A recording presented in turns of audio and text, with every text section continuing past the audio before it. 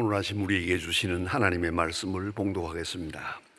특별히 교회 창립 주일에 주시는 귀한 말씀입니다. 구약성경 열왕기상 8장 44절로 53절 말씀이 되겠습니다. 구약성경 526면입니다. 526면 열왕기상 8장 44절부터 봉독하게 됩니다. 이 계시의 말씀을 봉독할 때에 다 함께 하나님의 음성을 들으실 수 있기를 바랍니다. 주의 백성이 그들의 적국과 더불어 싸우고자 하여 주께서 보내신 길로 나아갈 때에 그들이 주께서 택하신 성읍과 내가 주의 이름을 위하여 건축한 성전이 있는 쪽을 향하여 여호와께 기도하거든 주는 하늘에서 기도와 간구를 들으시고 그들의 일을 돌아보소서. 범죄치 아니한 사람이 없사오니 그들이 주께 범죄함으로 주께서 그들에게 진노하사 그들을 적국에게 넘김에 적국이 그들을 사로잡아 원근을 막론하고 적국의 땅으로 끌어간 후에 그들이 사로잡혀간 땅에서 스스로 깨닫고 그들이 사로잡은 땅에서 돌이켜 주께 간구하기를 우리가 범죄하여 반역하여 행하여 악을 지었나이다 하며 자기를 사로잡아 간 적국 땅에서 온 마음과 온 뜻으로 주께 돌아와서 주께서 그들이 조상들에게 주신 땅 곧 주께서 택하신 성읍과 내가 주의 이름으로 위하여 건축한 성전이 있는 쪽을 향하여 주께 기도하거든 주는 계신 곳에서 하늘에서 그들의 기도와 간구를 들으시고 그들의 일을 돌아보옵소서. 주께 범죄한 백성을 용서하시며 주께 범한 모든 허물을 사하시고 그들을 사로잡아 간 자 앞에서 그들을 불쌍히 여기심을 얻게 하여 그 사람들로 그들을 불쌍히 여기게 하옵소서. 그들은 주께서 철풀무 같은 애굽에서 인도하여 내신 주의 백성 주의 소유가 됨이니이다. 원컨대 주는 눈을 들어 종의 간구와 주의 백성 이스라엘의 간구함을 보시고 주께서 부르짖는 대로 그들을 들으시옵소서. 주 여호와여 주께서 그 조상 애굽에서 인도하여 내실 때에 주의 종 모세를 통하여 말씀하심 같이 주께서 세상 만민 가운데서 그들을 구별하여 주의 기업으로 삼으셨나이다. 아멘. 다윗 왕은 결코 의인이 아닙니다. 그는 하나의 전사요 그리고 한평생 전쟁과 함께 많은 사람들을 죽이면서 그렇게 하나의 군왕으로 산 그런 대표적인 왕입니다만은 그는 이세의 아들 중에 여덟 아들 중에 막내 아들입니다. 어쩌면 아버지가 보기에도 이 아들은 그렇게 장군감이요 왕이요 그런 위상이 있는 그런 아들로 보여지지 않았던 것 같습니다. 그래서 사무엘 선지가 하나님의 말씀을 받아들고 기름병을 준비해 가지고 그 사울 왕이 지켜보는 그 아주 엄한 환경 가운데 비밀로 이 집에 와서 왕이 될 사람에게 기름을 붓습니다. 다시 말하면 이건 대단히 중요한 것이고 사울 왕으로 말하면 이건 반역입니다. 자, 그런 위험한 일이지만 하나님의 명령을 받들어서 기름을 준비해 가지고 와서 이새의 집에서 아들들을 불러다가 그 중에서 다윗 왕에게 기름을 부었습니다. 그때 되어지는 장면이 너무나도 아주 특별합니다. 아들 1급을 보여주었습니다. 사무엘 선지가 쭉 보아도 사열하면서 보니까 그 가운데 왕이 될 사람이 없어요. 그래서 마침내 그가 말합니다. 내 아들이 이거 다냐? 그러니까 아니요, 하나 더 있는데 막내 아들이 지금 시원치 않은 거 지금 양을 돌보고 있습니다. 그래요. 데려오라 그랬어요. 불러오고 보니까 이게 다윗 왕이야. 그 보는 순간 얼굴에 붉으스레하고 빛이 나는데 하나님이 택하신 사람이라는 걸 알게 되고 거기다가 기름을 부어서 결국은 다윗이 왕이 됩니다. 이 말은 뭐냐면 아버지가 보기에도 이것이 원치 않은 아들이에요. 여덟 아들 중에 막내 아들, 제일 시원치 않은 그 아들이 다윗 왕이 됩니다. 성경은 이렇게 말합니다. 사람은 외모를 보거니와 하나님은 중심을 보느니라. 하나님은 중심을 보느니라. 그 중심이 하나님 모시기에 합당한 그런 그릇이었다 하는 것을 볼 수 있습니다. 이렇게 보면 참 다윗은 훌륭합니다. 골리앗 대성을 믿음으로 아주 돌팔매를 해서 때려 눕히는 장면이라든가 이런 거 보면 굉장합니다만은 그런 왕이 된 다음에 큰 실수를 합니다. 그런 바세바로 인해서 충신 우리아를 죽입니다. 이 일로 인하여 그는 큰 범죄를 합니다. 나단 선지가 와서 말합니다. 당신이 그 사람이요 하고 지적을 합니다.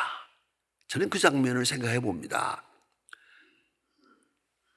다윗 왕이 그때 완악한 마음을 가졌으면, 저놈 내다 목을 베라 그랬으면 일은 달라지는 겁니다. 그러나 다윗 왕은 그렇지 않았습니다. 나단 선지가 무섭게 당신이 그 사람이요 하고 저희를 지적할 때 그냥 무릎을 꿇었습니다. 많은 신하 앞에 무릎을 꿇고 그 부끄러운 죄, 용서할 수 없는 죄를 하나님 앞에서 자복하게 됩니다. 나단 선지가 이 일로 인하여 하나님께 기도하게 되고 그는 큰 죄의 사함을 받고 유대나라 왕으로 사합니다. 근데 아무리 봐도 다윗 왕의 일생을 돌고 볼 때 정말 그렇게 훌륭했던가 생각하게 됩니다. 특별히 중요한 것은 성경에만 봐도 다윗 왕이라는 이름이 800번 나옵니다. 사람의 이름 중에 제일 많이 나오는 이름이 다윗입니다. 자, 그런데 하나님께서 많은 그 역사 속에서 왕을 심판하실 때, 백성을 심판하실 때 꼭 이런 말을 합니다. 내 종 다윗처럼, 내 종 다윗처럼 하면 그건 복받은 사람입니다. 어떤 때는 내 종 다윗과 같지 아니하여 하면 그걸 벌받은 겁니다. 그러니까 복을 받고 벌받고의 기준이 다윗 왕이야. 이렇게 다윗은 높은 영적 권세를 가지게 됩니다. 어째서 그랬을까? 저는 궁금합니다. 다윗이 이렇게 하나님의 사랑을 많이 받게 된 그 원인이 뭘까? 저는 이렇게 생각합니다. 다윗은 성전을 사랑했습니다. 하나님을 사랑하되 하나님의 이름을 사랑하고 하나님의 이름이 있는 성전을 사랑했습니다. 그래서 말입니다. 다윗 왕이 된 다음에 백향목 궁전을 지었습니다. 큰 궁전을 지어놓고 영광을 누리게 됩니다. 드고아의 목자, 양을 따르던 목자가 이제 왕이 돼서 궁전을 짓고 다윗성을 건설하고 영광을 누리는 바로 그 시간, 다윗은 생각합니다. 나는 이렇게 백향고 궁전에서 영광을 누리는데 하나님의 법궤는 저 수달피 가죽 저 어두운 천막 속에 있도다. 아, 이건 안 된다 해서 나단 선지를 불러서 성전을 지키겠다고 하는 말을 합니다. 자원하여, 이게 중요합니다. 하나님이 명하신 게 아닙니다. 선지자가 말한 것도 아닙니다. 다윗 왕이 자원해서 자발적으로 선지에게 말합니다. 하나님께 기도하여 내가 성전을 지키겠다고 하는 뜻을 말씀드려 주세요. 나단 선지가 하나님 앞에 가서 기도하고 응답받은 다음에 하나님의 음성으로 그에게 말합니다. 내가 언제 너를 성전 지으라고 하더냐? 이 천막 속에 있다고 불편하다고 하더냐? 말씀하십니다. 하나님이 얼마나 기뻐하시는지 저는 그 장면을 읽을 때마다 그런 생각을 해요. 하나님이 어린애처럼 기뻐하신다고. 너무 기뻐해요. 언제 내가 널 들어 성전을 지으라고 하더냐? 어떻게 그런 마음을 가졌느냐? 그리고 하나님이 다윗에게 복을 주십니다. 그리고 성전을 지으라. 그런데 너는 성전을 지으라. 나는 내 왕위를 영원히 견고케 하리라. 굉장한 말씀입니다. 이래서 다윗이 마침내 예수 그리스도의 조상이 됩니다. 이걸 잊지 말아야 합니다. 그러면 이렇게 복을 받게 된 이유가 뭘까? 그건 자원하는 마음이요, 성전을 거룩히 여기는 마음 때문입니다. 자원해서. 여러분 이거 아시죠? 가난한 사람이 하나님 앞에 열심히 기도합니다. 금식하며 철야 기도합니다. 또 부한 사람이 또 기도합니다. 어느 쪽이 더 진실한 것 같습니까? 저는 그렇게 생각합니다. 가난하고 병들 때 하나님 앞에 기도하지요, 철야하지요, 열심히 애를 씁니다만은 그거는 나 자신의 생활을 중심해서 하나님 앞에 기도하는 것이고요, 일이 잘 될 때, 건강할 때, 형통할 때, 그때 하나님 앞에 기도하. 이게 진짜 아름다운 거 아니겠어요? 건강한 사람이 기도하는 거, 병든 사람이 기도하는 거, 어느 쪽이 더 하나님 모시기에 합당한 것입니까? 실패한 사람, 성공한 사람, 어느 쪽이 더? 많은 사람이 기도합니다만은 그건 다 어려움 당할 때 자기 형편 때문에 하나님 앞에 몸부림치는 것이지만 다윗은 틀려요.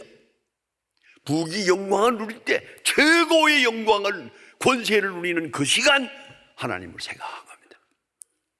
그런 거로 하나님이 그를 높여준 것입니다. 늘 잊지 말아야 합니다. 제가 목회하면서 보면은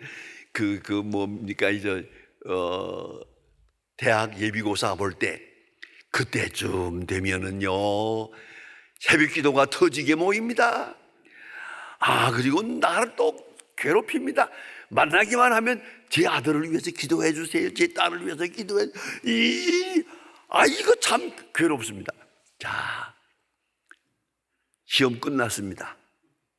한 사람도 없어요. 이게 얄팍한 인생의 마음이에요. 성공했을 때, 합격했을 때 철야 기도를 해야지. 그게 진짜 하나님을 기쁘시게 하는 거거든요. 성공하는 날에 하나님 앞에 기도해야죠. 영광된 날에 하나님의 이름을 기억해야죠. 다윗은 그래서 하나님의 사랑을 받은 겁니다. 그러므로 특별한 것입니다. 이것은 많은 사람의 보통 기도하고는 다릅니다. 딱 한마디 기도라도 이것은 하나님을 크게 기뻐하게 한 것입니다.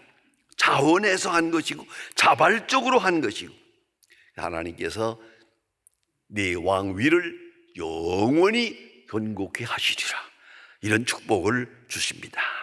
그런데 이렇게 해서 성전을 짓게 됩니다. 솔로몬 그 아들을 통해서 완성하게 됩니다. 다윗은 준비했고 허락받았고 아들이 성전을 지어서 오늘 완성한 다음에 오늘 성경에 보니까 봉헌식을 합니다. 성전을 하나님께 바치는 헌당 예배를 드리는 그 시간에 솔로몬이 백성들 앞에서 하나님 앞에 기도하고 백성들에게 축복하는 장면이 오늘 본문에 나옵니다. 여기서 보면 주제가 이것입니다. 하나님, 이 부족한 사람이 성전을 지었습니다. 하늘의 하늘이라도 어디 감당하겠습니까마는 이렇게 조그마한 성전을 지었는데 하나님 이제 여기 계시고 그 이름이 여기에 있습니다. 그리고 우리 백성들을 저를 축복해 주시옵소서 하는데 여기에 문제가 있습니다.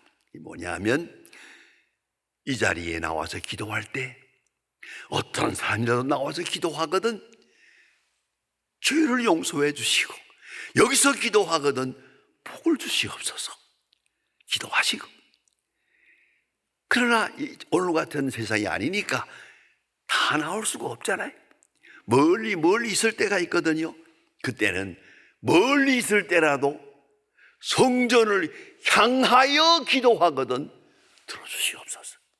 그래 오늘 성경을 자세히 읽어보면요, 향하여 하는 말이 7번 있어요. 여러분, 향하여 이게 무슨 말입니까? 깊은 의미가 있습니다. 내 몸은 여기 있지만 마음은 성전에 가 있는 거예요. 그런 마음이 기도예요. 내 뜻을 중심한 게 아니고 하나님의 뜻을 중심하고 하나님의 영광을 바라보고 그리고 기도하는 거예요. 그래서 자세히 보면 이렇게 말합니다. 성전을 향하여 기도하거든 응답해 주시옵소서. 죄 짓는 자가 여기서 성전을 향하여 기도하거든 사하여 주옵소서. 포로된 사람들이 죄 때문에 하나님 앞에 징계를 받아서 포로되어서 먼 나라에 가서 고생을 하고 있더라도 포로된 중에 예루살렘을 향하여 기도하거든 죄를 사하시고 돌아오게 해 주시옵소서. 이것이 오늘 본문의 가장 중요한 내용입니다. 우리가 범죄하여 하나님께서 하늘문을 닫아서 비가 내리질 않아가지고 모든 사람이 비가 오지 않아서 고생하고 기근으로 인해서 고생할 때 회개하고 성전을 향하여 기도하거든 비를 내려주시옵소서. 이 기도문입니다. 심지어는 이방인들도 저 이방 땅에서 하나님의 은혜를 깨닫고 성전을 향하여 기도하거든 그들을 사하여 주옵소서 이렇게 기도하고 있습니다. 이것이 바로 솔로몬이 고백한 다윗의 신앙입니다. 성전을 향하여, 이게 무슨 말입니까? 마음이 성전에 있다는 말이에요. 제가 가만히 생각해 보니까요, 우리 예수 믿는 사람들 두 가지 종류가 있는데, 하나가 마음이 성전에 있는 사람, 그저 멀리 좀 있더라도 성전을 생각하고, 심지어는 외국에 가 있더라도 성전을 생각하고, 내가 병원에 가서 입원하고 있더라도 성전을 생각하고, 성전을 생각하며 성전을 향하여 기도하는 사람이 있고, 어떤 사람은 몸은 성전에 있어요. 몸은 성전에 있는데 마음은 밖에 있어요. 그런 사람이 더 많아요. 제가 목회할 때 제일 괴로웠던 일이 뭔지 아십니까? 아주 어렵게 사는 사람이 연구해가지고 자기 나름대로 비누를 만들었어요. 자기 딴에는 제일 좋은 비누래요. 이거 가지고 와서 날들어 팔아달래요. 교회에서 광고해달래요. 이거 좋은 비누라고. 이 사람 교회에 있는 겁니까? 밖에 있는 겁니까? 그런가 하면 여러분 잘 아시지요? 선거철이 되면은 안 보던 사람이 많아요. 교회에 와서 교인들 앞에 이 사람은 선거에 나오는 사람이라고 광고해달래요. 내가 그들과 많이 싸웠습니다. 안 된다고, 절대 안 된다고. 굉장한 분들도 나와가지고 교인들 앞에 한번 인사하게 해주세요. 이 사람 교회에 있는 겁니까? 없는 겁니까? 이걸 알아야 합니다. 더 기가 막힌 얘기도 있습니다. 제 장모님이 어떤 때 시간이 있어가지고 저 산기도에 산에서 기도하는 부흥회에 참석했어요. 가서 열심히 기도하고 오겠다. 며칠 동안 아주 가서 금식도 하고 철야도 하고 그랬는데 어느 날 갔다 와서 그래요. 아내가 철야 기도를 하는데 옆에 있는 아주머니가 아주 이렇게 하고서 충만 아니 밤새껏 똑같은 충만 하더래. 하도 기가 막혀서 아침에 딱 붙들고 아주머니 충만이 뭔지 아세요? 아 충만 몰라요? 난 잘 모르겠는데 충만이 뭐요? 그러니까 답답하구만. 충만해야 장사가 잘 되지, 충만해야 복을 받지. 아 그러더래요. 자 이제 묻습니다. 이 사람이 성전 안에 있는 사람입니까? 밖에 있는 사람입니까? 성전에 있는 것 같아도 마음은 밖에 있잖아요. 콩밭에 있어요. 세상에 있어요. 목적이 세상에 있어요. 세상 정욕에 있단 말입니다. 그러나 솔로몬이 지금 기도하는 내용은 그게 아닙니다. 설사 몸은 밖에 있더라도 멀리 있더라도 성전을 향하여 그 마음이 성전에 있어야 한다 이 말이에요. 마음이 잊지 말아야 합니다. 기도하는 사람은 마음이 하나님께 있어야 합니다. 구체적인 신앙 고백이 있어야 합니다. 하나님의 이름을 높이고 하나님의 뜻을 듣고 하나님의 말씀에 귀를 기울여야 합니다. 그러니까 하나님 앞에 나올 뿐더러 그 마음이 하나님께 마음을 드리고 듣는 마음, 순종하는 마음으로, 그리고 헌신하는 마음으로 하나님의 뜻을 알고 하나님의 뜻을 깨닫고 하나님의 뜻에 순종하고 하나님의 뜻을 즐기고 하나님의 뜻 앞에 감사하고, 그게 성전 안에 있는 사람의 마음입니다. 성전을 향하여 기도하는 사람의 마음 아니겠습니까? 시편 84편에 보면 다윗이 성전을 향하여 지은 유명한 시가 있습니다. 거기에 보면 여호와의 집에 거하는 자는 복이 있나이다. 그가 비란의 길을 다닐 때 여호와의 집에 거하는 자는 복이 있나이다. 성전을 사모하는 거예요. 잊지 말아야 합니다. 저는 누구나 여러분 다 겪었지만은 비란 때 이리 쫓기고 저리 산에 가서 숨어 있고 이렇게 날 다니고 있을 때, 더구나 또 군대 생활하면서 첩보대에 있을 때 주일날이 됐다고 교회 나갈 수가 없거든요. 멀리 있으면서 보초 쓰면서 오늘이 주일이다 생각하고 성전을 생각하고 성전에서 예배하던 일을 생각하며 기도합니다. 눈물로 기도합니다. 하나님 성전에 나갈 수 있게 해주세요. 성전에서 기도하는 축복을 주시옵소서. 여러분 잊지 말아야 합니다. 여호와의 집에 거하는 자는 복이 있나이다. 마음에 시온의 대로가 있는 자는 복이 있나이다. 그 마음에 성전으로 향하는 마음, 시온의 대로가 있어요. 그런 사람은 복이 있나이다 라고 말합니다. 이제 성전을 향하여 기도한다 하면은 가장 유명한 대표적인 예가 있습니다. 그 다니엘입니다. 다니엘서 6장에 보면 기가 막힌 얘기가 있습니다. 다니엘은 예루살렘에서 바벨론으로 포로되어 간 사람입니다. 그러나 하나님의 은혜 가운데서 그가 높임을 받아가지고 지금 재상 중에 하나가 되었습니다. 이 재상들이 시기 질투해가지고 다니엘을 추방하려고 이 다리오 왕을 꼬셔가지고 다리오 왕 앞에 가서 아첨을 합니다.